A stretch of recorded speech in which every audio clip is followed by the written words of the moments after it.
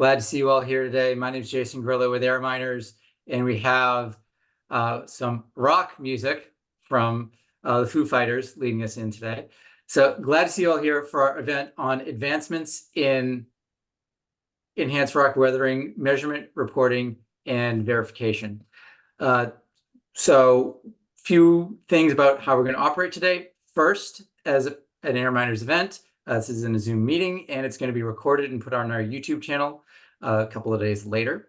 We have an esteemed panel here of experts who are going to offer their thoughts and discussion about enhanced rock weathering advancements in MRV.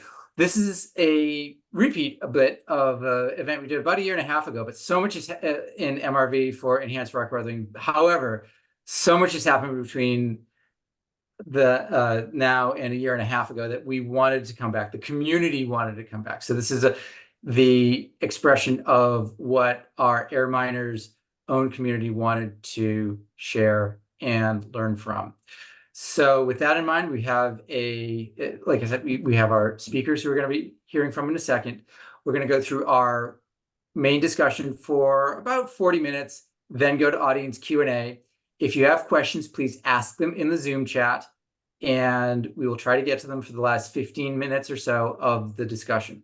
Then we'll conclude the time of the main part of the event at the top of the hour, and then go to a non-recorded post-event networking session so people can get to learn from each other and get to know each other a little bit better and digest some of the activities from the event. So that's an optional session. So look forward to being there with you in conversation after the main event is done.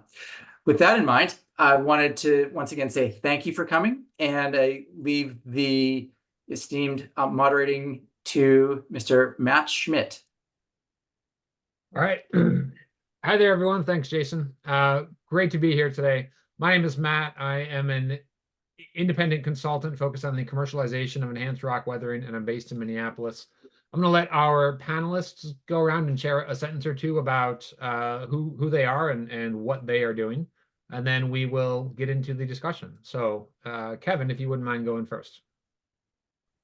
Yeah, hey, my name is Kevin. I have a PhD in biogeochemistry. After about a decade in academic research, I started as a carbon removal scientist at Isometric, where I have been working with my colleague Ella, who is also here on our enhanced weathering protocol. Awesome. Matthew? Thanks, Kevin. Hi, everyone. I'm Matthew Clarkson, so I'm the head of carbon with InPlanet. We're an enhanced weathering operator working in Brazil. My background's in geochemistry and earth systems science, and like Kevin, I've had a decade in academia before moving across to the CDR world. All right. Thanks, Matthew. Over to Hera. Hi, everyone.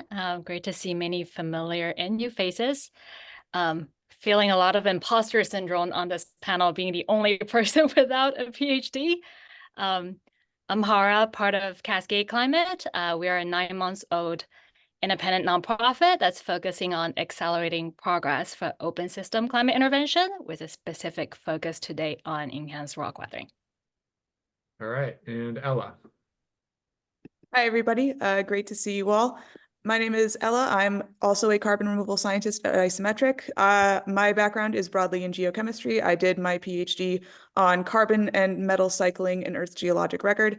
And after also about a decade of academic research, I transitioned into working on more enhanced rock weathering related questions, and have been at Isometric since October, and was the co-author of our enhanced weathering protocol with Kevin.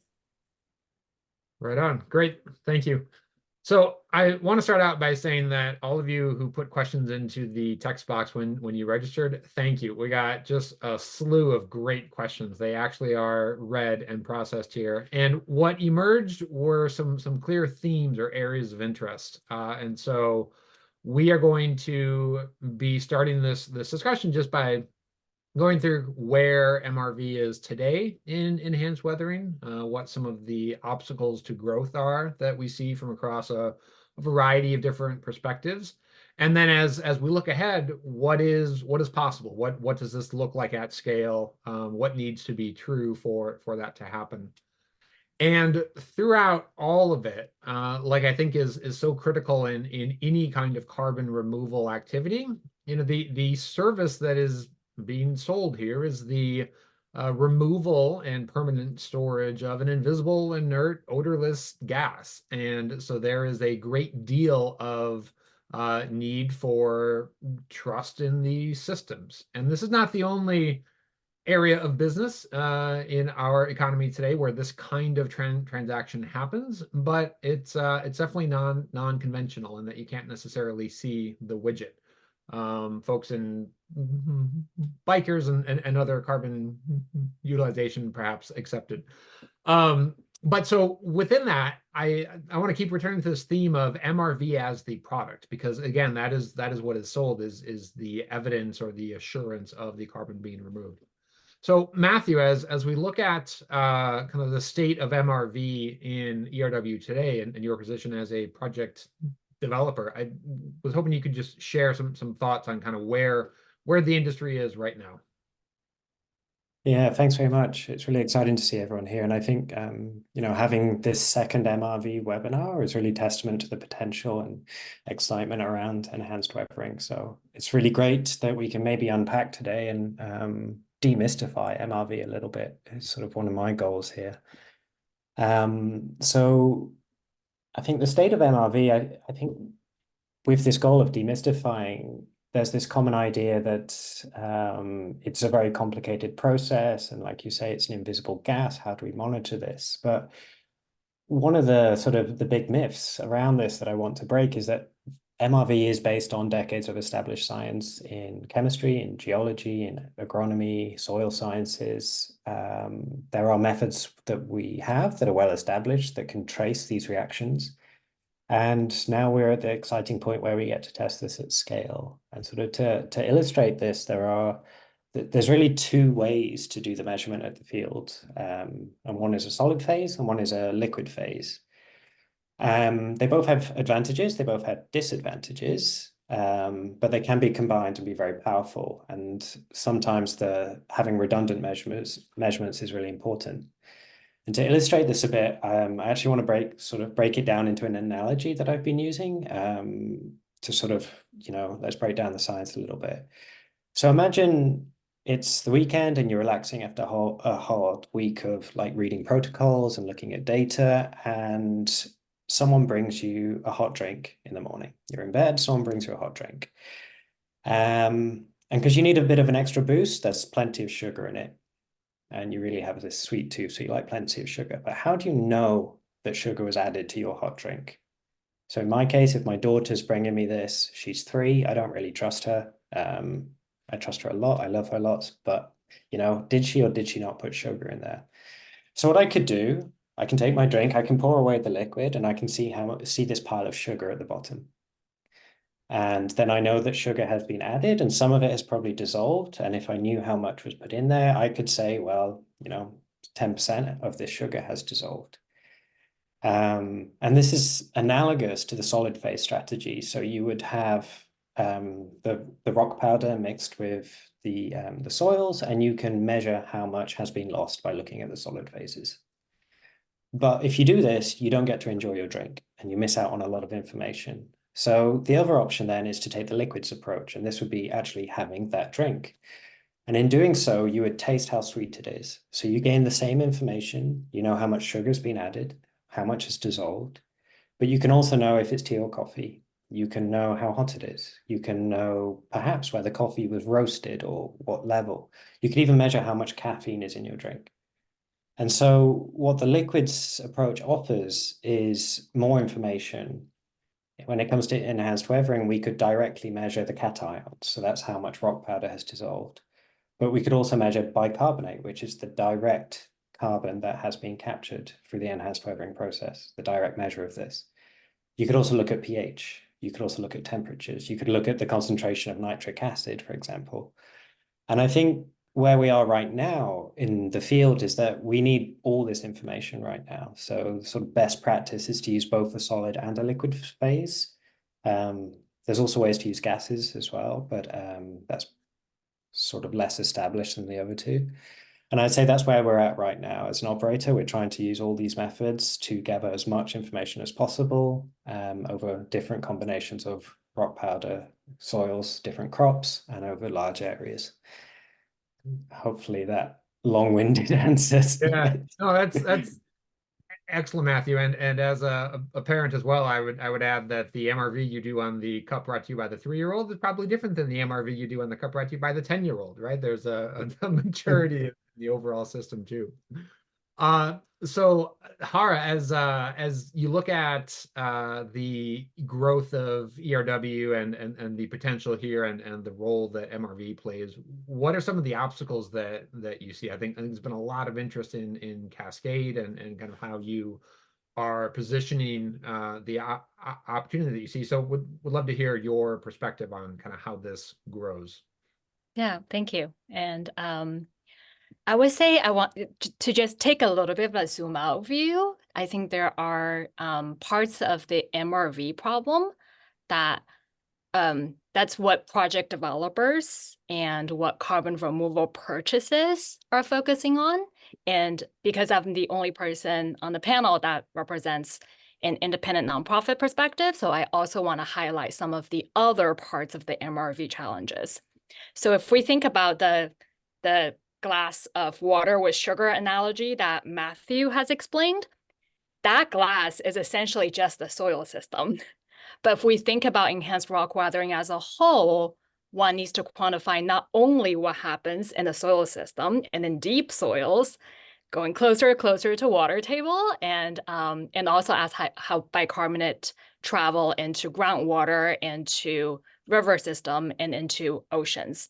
And the challenge here is that the further away you are from the farmland, which is the point of deployment, the less practical it is for a project developer to measure. And so in addition to all of the measurement requirements that a project developer will need to hit, we also have to think about systematically as a field, how do we also close the R&D gaps for us to understand better how the evasion is happening downstream in rivers and in ocean. And that requires a range of different approaches. It requires redundant measurement from commercial deployments, but also requires more academic field trials, more intercomparison projects across measurement approaches, across modeling approaches, better models. There are many bottlenecks to come. And if I were to think about, Cascade's role as a market shaping organization, I like to describe ourselves as a professional whack-a-mole of barriers for a field. So once we pick a field, the field kind of picks what are the barriers for us to address. And in a way, there's just so many different barriers that will give us a lot to work on with over many years to come. Right. No, that's such a great perspective, and it's possible that we will lean on this analogy to the point that it breaks, but it's like the 3-year-old, leaving the kitchen in some kind of unknown state, and was it flour that they put in there or sugar? It looks white and powdery to them. Where do you set the mug when you're done reading in bed? So yeah, lots of ways to expand on that.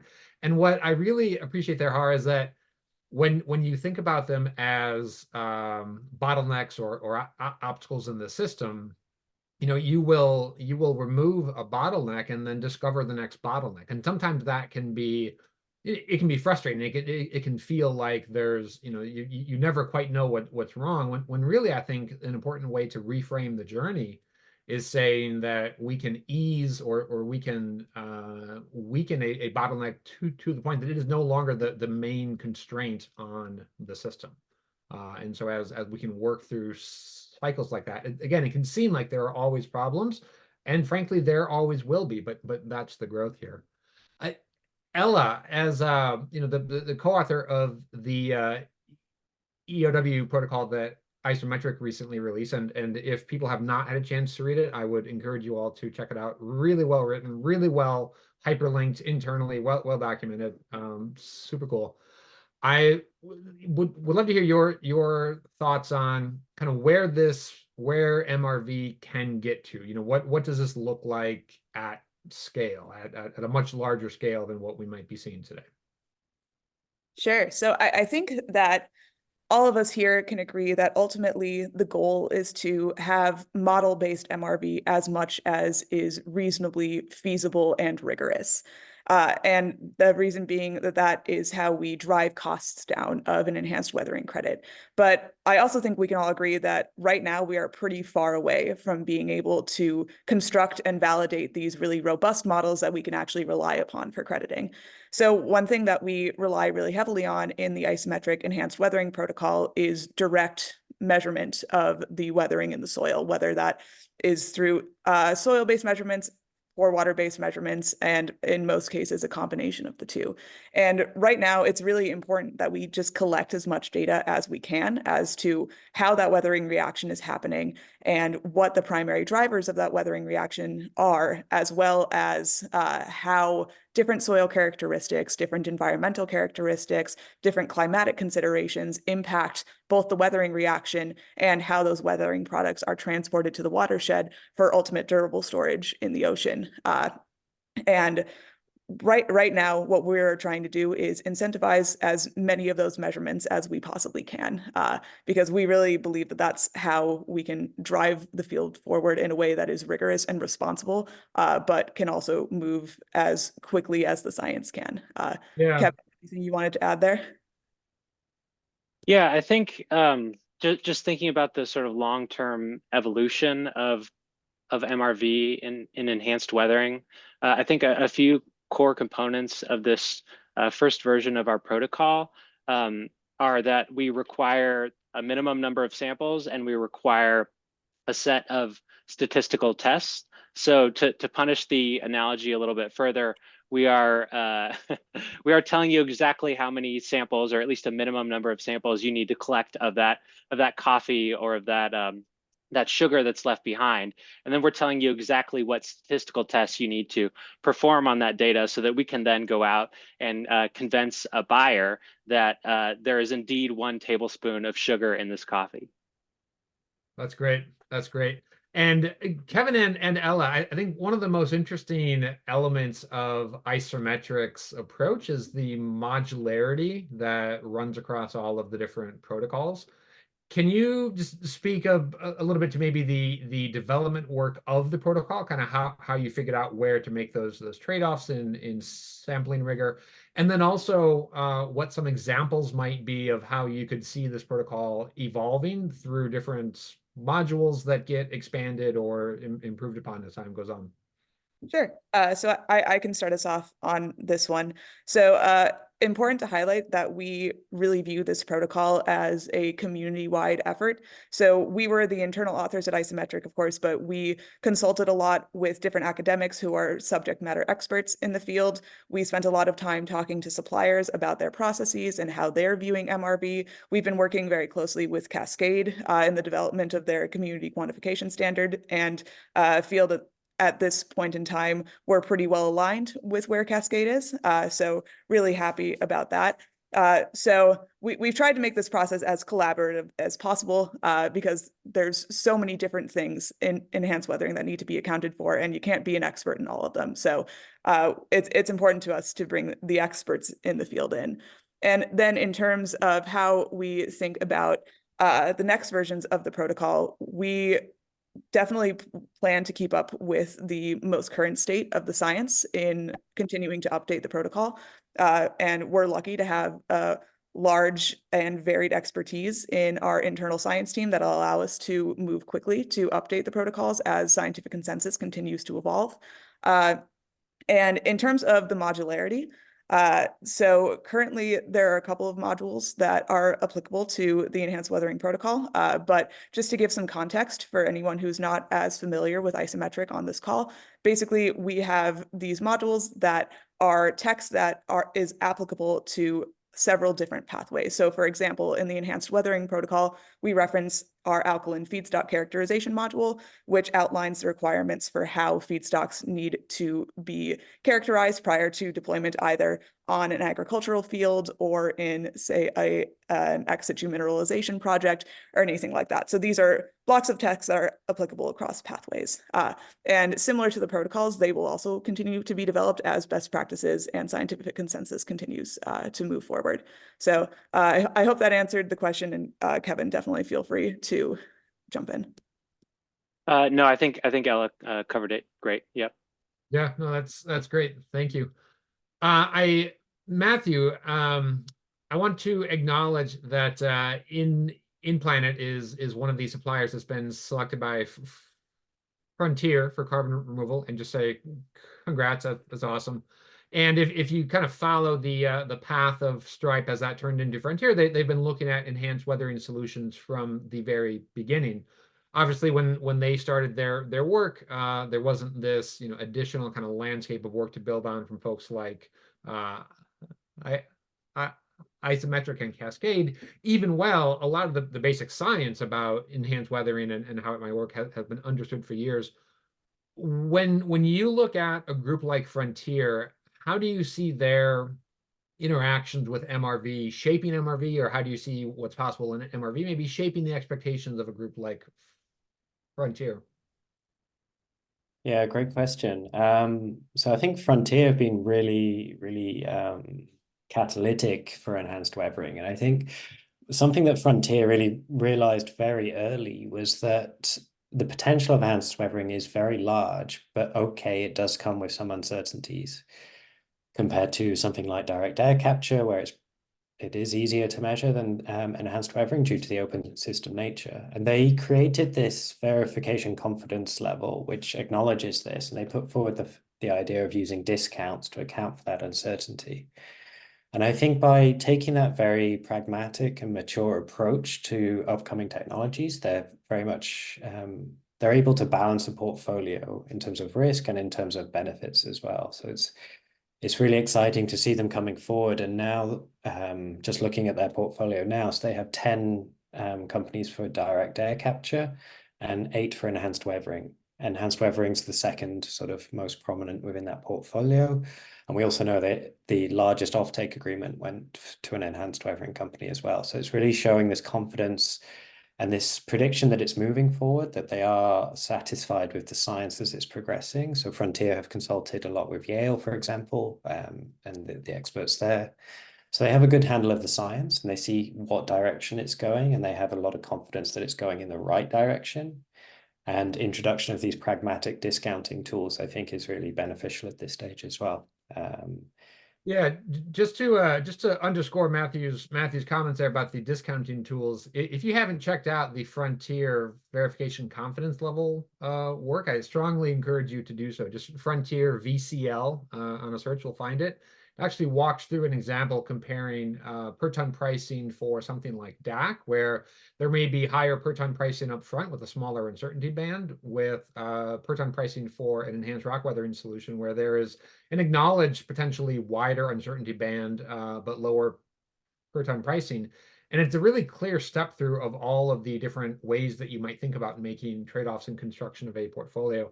And then for project developers, I think the tool that Carbon Plan has developed that shows the systems and highlights the major areas of uncertainty within the system, as well as whether those uncertainties can be bounded by actions of the project developer themselves, or whether it's a continued improvement of the entire system. It can really clarify, I think, to a potential buyer what actions a project developer is taking and why, and how that builds up the system for everyone. Shout out to Eric for tossing that link into the chat. Thank you, Eric. All right. Open to the group here. What do you think is maybe overhyped in enhanced rock weathering today, and what do you think is underhyped? If you had to invest some of this airtime here in getting some more visibility to some parts of ERW MRV, would love to hear what you have to say. So I can start us off. So rather than thinking about things in terms of like overhyped, underhyped. I think some hype leveling needs to occur. And where I'd like to point that out is in the role of models as enhanced weathering currently is. So there are some scenarios where a certain amount of modeling is useful and good and well developed enough that we can implement them without sacrificing rigor. And there's other areas of enhanced weathering that aren't at that state yet. So I think a good example is the difference between modeling of the weathering reaction versus modeling of downstream losses. So downstream losses, particularly when it comes to like fluids that are mixing and how that impacts the carbonic acid system, that's something that is well understood and is something that we can model. And we can have a debate about how well we can model that, but there are models that exist and there are models that are effective and impactful in that realm. Whereas soil-based models are something that still need a lot more data and a lot more development. So that's what I mean about hype leveling. So like there is currently a role for models and there's definitely roles for models in the future. I think we just need to understand how appropriate models are where we're at. Yeah, that's great. I love, Ella, your point about hype leveling. And I think another point I want to raise that's like in the realm of hype leveling is, I think it's also like crucial to understand, like, I think enhanced rock weathering as a field has gone through almost a frame shift of some sort over the last year or so. We've studied natural carbon cycles and natural silica weathering for a really long time. There has been some academic field trials over the years. One of the really big field trials in the US Corn Belt was just published earlier this year. And it's really over the last year or so and significantly accelerated over the last 6 months or so that we've gone from mostly academic field trials into commercially funded deployments to the tunes of tens of thousands, even hundreds of thousands scale. And so like I don't call this hype. It's like we want to, this is a great thing because finally this great pathway with a ton of potential, particularly the scalability potential, is attracting all these attention, media coverage. It also have public scrutiny that come with it now that it's attracting these attention. So I think one of the things that like everybody on the panel has been focusing on is how to ensure that we translate to the outside world where we are as a field, where like what do we already know? We've already known quite a lot in terms of how to quantify, but what remains to be unknown remains to be these messy sources of uncertainty that we'll have to continue to study over time. Yeah. One of the interesting elements with surficial enhanced weather, rock dust on fields today, is that while the best project developer can basically execute the same kind of project just about anywhere in the world, the modeling in the downstream river network can vary widely. You know, the U.S. has extensive modeling and data in river networks across the country. But not every country is in a situation to use that kind of rich data set. Kevin and Ella, as you look at kind of different countries that might have different sort of river networks and transport losses and so on, I'd be curious to hear how you think about that. And then Hara, as Cascade thinks about growing, you know, the capability for open system carbon removal, how do you see that sort of shared resource becoming something that is clearer and more robust for everyone to use? So Ella and Kevin, any thoughts on modeling differences across different geographies in the river networks? Yeah, I'll go ahead and jump in here. Yeah, I think it is emerging as a clear challenge. I think we hear this a lot when we talk to suppliers who are working in the US and in various places in Europe versus those who are working elsewhere in the global South. I think the approach that we're trying to take at Isometric and how we think about this is being process focused. So outlining what are the different processes that you need to be able to understand and quantify based on that river chemistry, instead of just sort of throwing our hands up and saying that the problem is too difficult. So I think when we work with suppliers on an individual basis, I think focusing on specifically where are the points in their process where different carbonate mineral formation might happen, leading to losses, or where there might be significant pH swings that might lead to outgassing, and sort of tackling it from a very sort of goal-focused direction, so that they can use that to target field sampling to fill in those blanks.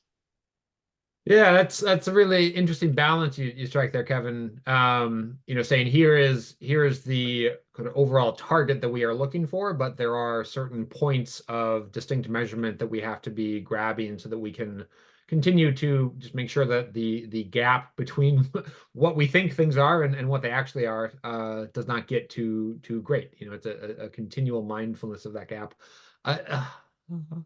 From the Cascade perspective, how do you think about things like river network monitoring systems and expanding ERW? Or is that, item number 27 on your list, and there are things that you think are much more important there?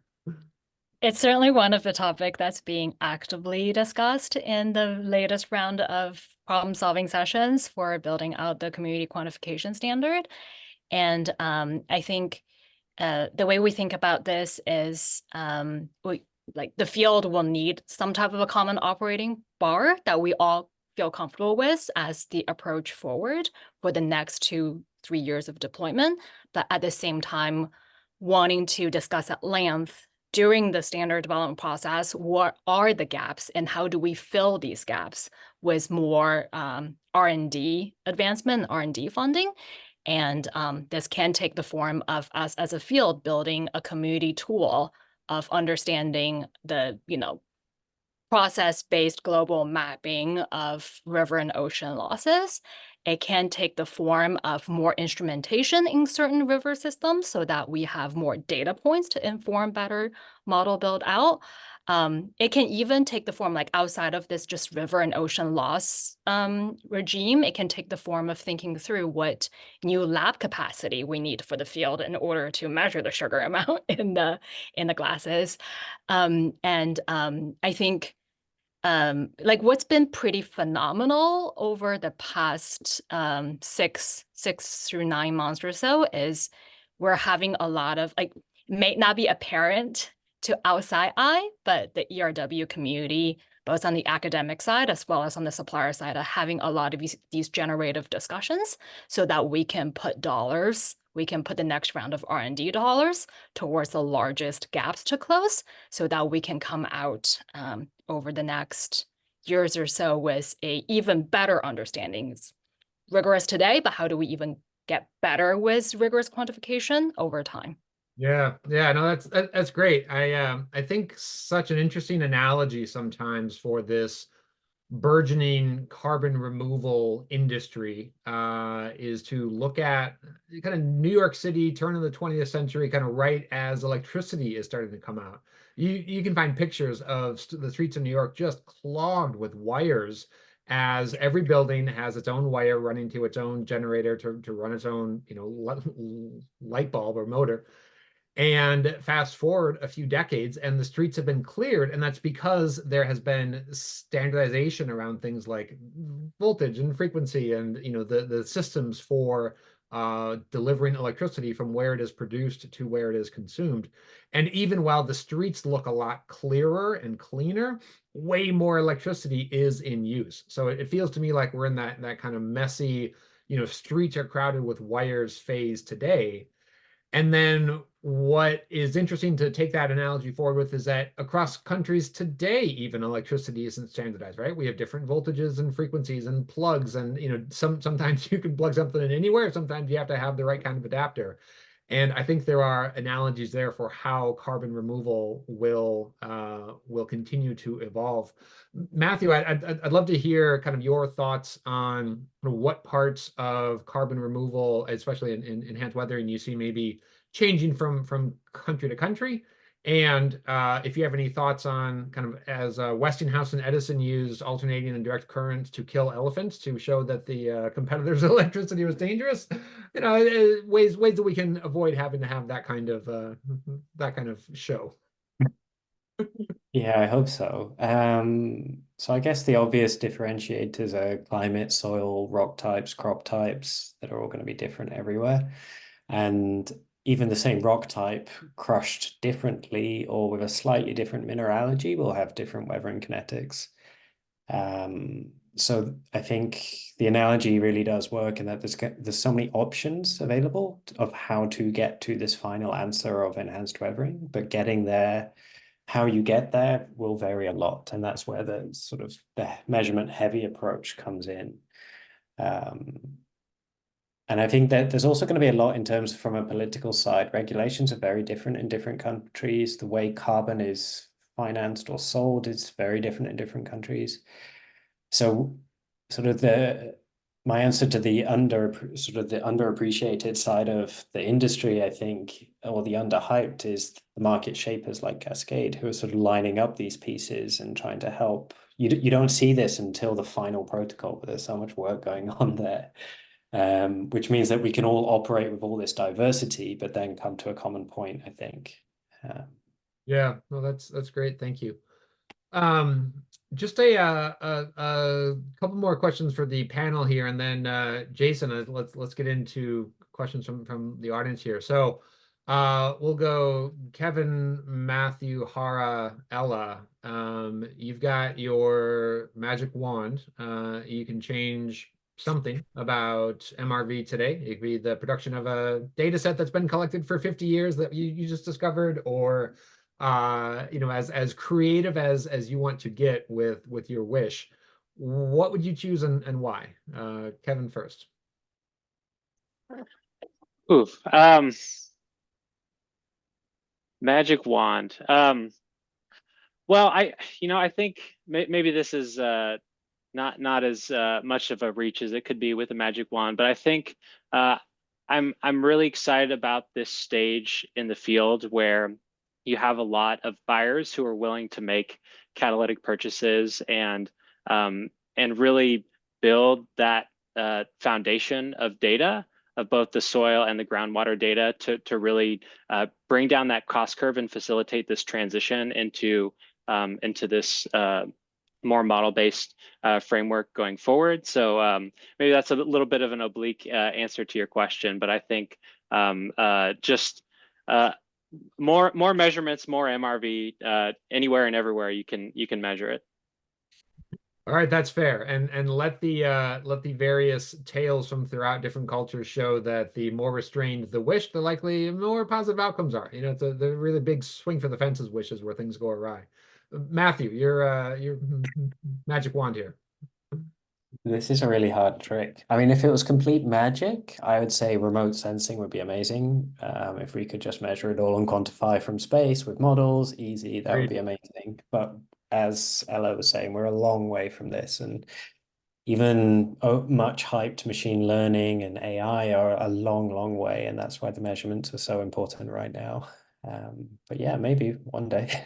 Yeah, well, I mean, I want to call out that in the ag tech space, there are companies using genetic engineering within plants to send certain shades of green for different kind of crop sensor signals, so that they need a certain nutritional profile or inputs of one kind or another. Props to anyone on the call here that wants to get into that for minerals that are absorbed as the weather that can be monitored from space. The idea is yours. All right, on to Hara and then Ella, your magic wand. I really want to plus one what Kevin said earlier about data, and I think one wand, I don't think it's that magical, that we hope that we as a community can wield is making data from this phase of deployments publicly available, and really develop meta-analysis on top of the data so that we can have a thick layer of trust and evidence, not just for having your next catalog buyer, but building that trust and evidence for farmer adoption, for more policy-driven demand adoption to bridge us to a truly scalable, to bridge this to a truly scalable CDR pathway. Yeah, that's great. Thank you. And Ella. So is this magic wand a single-use type of situation? I mean, if you structure your wish appropriately, as young children are wont to do, you can get a lot of uses out of it. So I'll leave the phrasing to you. Okay. Echoing what Haro was just saying about trust, I think that trust for all of us is really the goal. Is we want anyone, whether it's scientists, whether it's the general public, whether it's buyers, what have you, we want them to know that when a credit from enhanced weathering is issued, that represents a real amount of carbon that has been removed from the atmosphere. So my magic wand would be used to facilitate that, however it could happen. And I think that involves a lot of things like data transparency. It would be also amazing if it was easier to observe the full transport of alkalinity from the rock to the watershed. If there was a way to make that easier, like give somebody cation vision so that they can observe how the cations are transported through the soil column. But yeah, that's what I would do. That's great. That's great. Thank you. All right. Questions have been flooding into the chat box here. Here's how this is going to work. You'll be called on with your question. Go ahead and unmute yourself, and then you'll have a chance to ask your question. We do want to keep this moving pretty quickly, so if you don't pipe up within, say, 3, 2, 1 count of your name, then we'll move on to the next question. With that being said, Jeff Woodward, go ahead and come off mute for the first question. Hi guys, thanks for a fun panel so far. Was curious if anyone on the panel have a sense of what an MRV operations system looks like for a supplier as they scale. Like, I assume it needs to take in data from like farm data, what was applied, rock chemistry, samples, LCAs, like tie that to several different models. Maybe that needs to spit it out to a registry. Like, can the registry even take it in? Who knows? But like, any actual color of what that looks like?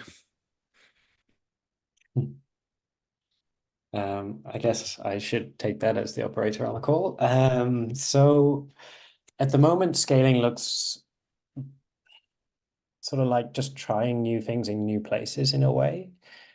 But each time you do that, you learn something from it. So our first frontier purchase, we were based around small farms. We had a mine in place. The next pre-purchase we had, we consolidated to a larger farm. And in doing that, we just had to go through the whole process again. And I think every time you do that, you learn something that refines the system. So now we know precisely what questions to ask to get LCA data from the mine. For us, it's also a lot about using local contacts. So we are firmly established in Brazil. We're not just a European company operating there, that we are headquarters in Brazil as well, and having a farmer community manager, having someone who talks to the mines, having people who work in the universities there. It builds this system around a local enterprise, and I think that's critical to that scaling action. This can't just be something done from afar and contracting. I think you have to be there on the ground to invest the time and the effort to build up communities around this, and then scaling is something that is more achievable. Well, and what's nice there too is that just from a systems perspective, the rocks can be applied on the same acre or same hectare on a recurring basis. You know, whether that's annually or every 2 or 3 years will depend on rock size and soil type and so on. But there are really durable rural economic development opportunities as these MRV systems are put into place. Sorry, just to add to that, that's a complete point. So now we have one mine established. We can build a radius around that of farms that gradually become onboarded, and the whole thing sort of starts to reach those tipping points then, and then you choose mine number 2, and then you build up around that one. So yeah, it does get easier. Yeah, for sure. And that shows the strength of a portfolio of approaches. It really is something that can be stacked up. Caroline Thaler, your next question. Go ahead and come off of mute. Sure. Hi. I wanted to know how fast alkalinity, when it is released in the soils, is reacting with the CO2 to convert it into bicarbonate. I have in mind what is happening in the oceans, where not 100% of the alkalinity released is reacting with CO2. And I wanted to know how fast is it? Is it seconds? Is it weeks? And do we know it?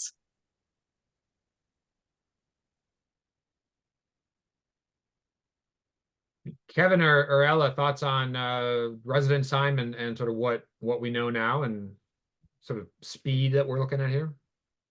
I think it's important to keep in mind that the rate at which this happens depends a lot on some site-specific factors. Like it depends on what feedstock you use. It depends on the soil type that you're working in. It depends on the soil pH, local climatic conditions, and things like that. So I think that weathering reaction is a central uncertainty in enhanced weathering. And it's something that there's a lot of active research, both in academia and among suppliers, and they're all doing a lot of that work.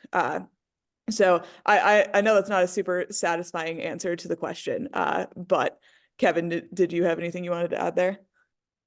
Yeah, I think one of the things that we've been thinking a lot about, and I'm pretty sure that pretty much everyone on this panel has been thinking a lot about, is the temporal evolution of carbon after the weathering reaction happens, right? There's this concept called cation exchange capacity, and that's essentially the ability of soil to stick onto those weathering products in a way that temporarily reverses that reaction and re-releases that CO2. And you can think of this this reaction as sort of a leapfrogging through the soil column. And what this does is it adds on a time lag after the weathering reaction happens. And so I think this is a very active area of research. Understanding how we can better model that going forward, I think is one of the core questions that this community will be focused on in the coming years. Yeah, for sure. And to flesh out the systems perspective a little, while you get faster weathering with smaller rocks, you spend more energy crushing or pulverizing rocks to those sizes, and more energy usage can impact your overall carbon net negativity calculations, and then also the size of the particles that you're spreading has a big impact on how easy it is to spread and what kind of equipment and so on you can use for that. David Allen, would love to have you come off mute for the next question here. Sure, thank you. And thank you to the panelists. This has been a great session so far, so appreciate that. My question is, for enhanced weathering MRV, what is good enough? And how will this change in the future with purchasers that might be less sophisticated or knowledgeable than an organization like Frontier, for example? Yeah, that's a really good question. Hara, I saw you nodding. I also, I guess, have some responses lined up. Do you want to go first, Hara? Yeah. So it's a very tricky question. I think what I will go back to is this concept that has been referenced earlier in terms of like, how do we think about uncertainty levels, constrain all the uncertainties across the systems, and consistently conservatively discount to the lower bound, and also be transparent as a field. What are the uncertainties so that we can continue to learn to the next iteration? And this is an area that I would love to be able to wield a magic wand to say that we know perfectly where good enough is. I think the unfortunate truth and the fortunate truth is that we will have to learn through this wave of deployment and continue to iterate on that bar going forward. But in terms of your question on like when we have next wave of buyers who who are not as sophisticated coming in, how do we make sure that the bar is continuously held rigorously high? That's very much a problem that Cascade has put on our back to try to solve. What we want to ensure in building this community quantification standard, which we're hoping to be able to publish in late Q2 timeframe, is having a critical mass of early suppliers, buyers, and credit issuers meeting the community quantification standard, making it harder, having this market signal so that we make it harder for the next wave to not meet it. And then also building all these community tools, building all these collaborative vehicles to make it easier for the suppliers to progressively meet the standard. And it's tough in the voluntary setting, but I would say that what's been very confidence building is just how much this community has really come together and has really been participating in this community process. Yeah, this question of what is good enough, I think, really highlights the concept of MRV as the product here. And like in so many other industries, say, healthcare or craft brewing or art or education, you can collect data across a whole range of sources, but if you're not lined up with the purpose for why you're collecting the data, then you're either under risking or over costing the whole enterprise. Next question will turn to Jace. Sorry, Matt, could I just add to that? Yeah, so go for it. But I think the point about good enough also has, it allows us to look at the distinction between what is a research project and what is operationally acceptable. And I think the danger is if you plan the perfect science experiment, nothing would ever get done and you wouldn't be able to fund it. But if you just went out and spread rocks, we wouldn't know it's working. And finding that balance is really important. So, collecting a number of samples, if we're hacking through a 2-meter high sugarcane forest to find sample points, this is a limitation that we have to deal with. In reality, it's different for every single operator. But yeah, and this is what Cascade have done a huge job at making sure things aren't just becoming a science experiment. They are actually heading in a direction that can be operational.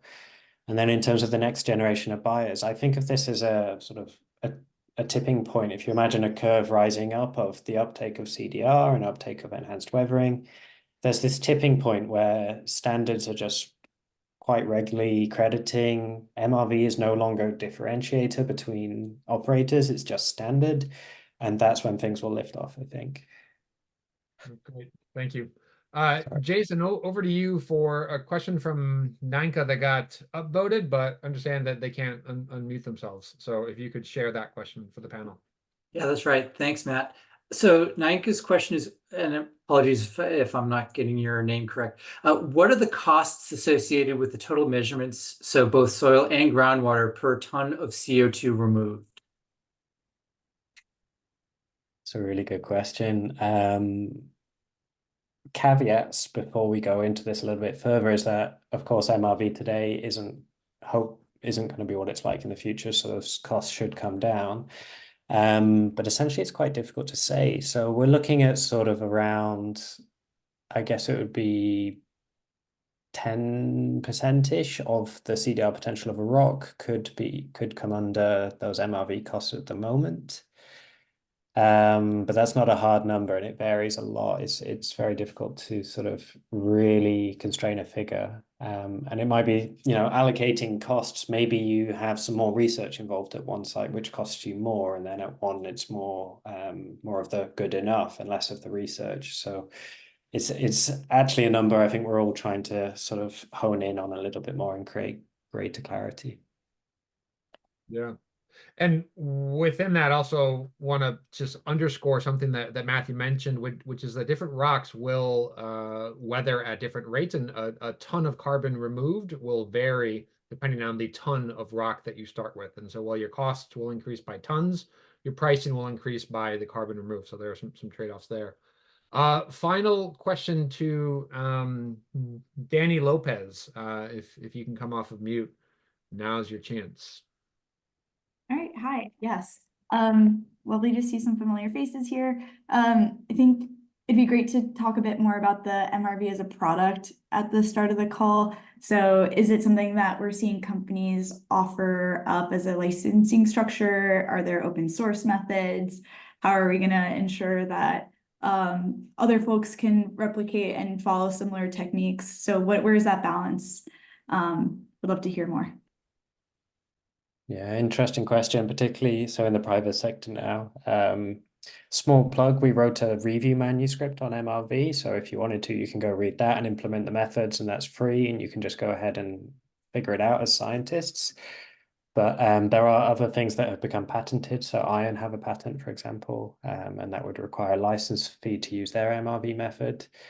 I think the idea of intellectual property within MRV is actually very difficult because a lot of it is founded on established science. So precisely what the novel intellectual property is very hard to sort of formulate.